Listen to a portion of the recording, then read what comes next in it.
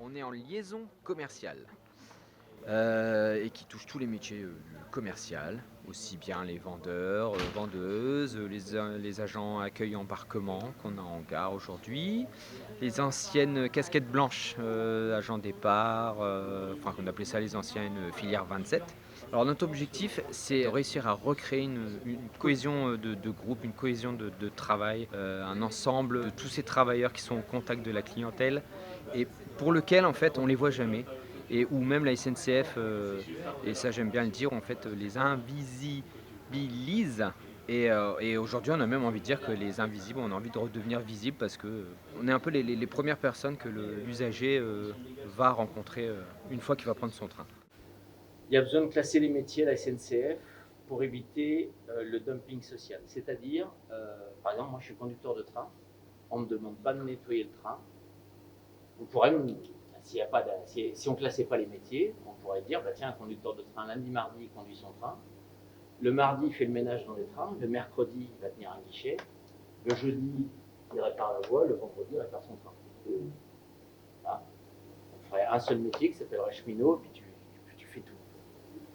Tout est une découverte pour moi. Je suis à l'agence groupe depuis 3 ans. Ça fait 5 mois que je suis chez Sud. Et donc de ce fait-là, je suis en apprentissage. Le fait d'être en contact avec d'autres personnes des RCAD, oui, j'ai appris des choses qui peuvent m'être utiles dans mon quotidien. Par exemple, les temps de pause quand tu es face à un écran toute la journée en sédentaire, tu as le droit à des pauses et en fait, ça ne correspond pas à ce qui est appliqué chez nous.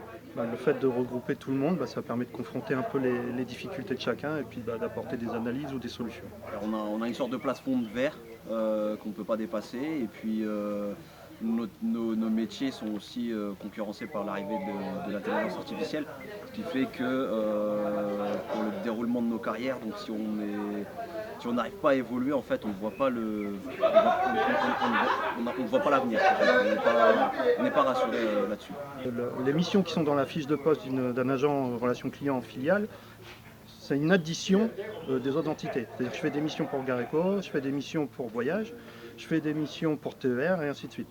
Donc oui, mes problématiques quotidiennes sont les mêmes que les leurs, généralement, enfin en majorité.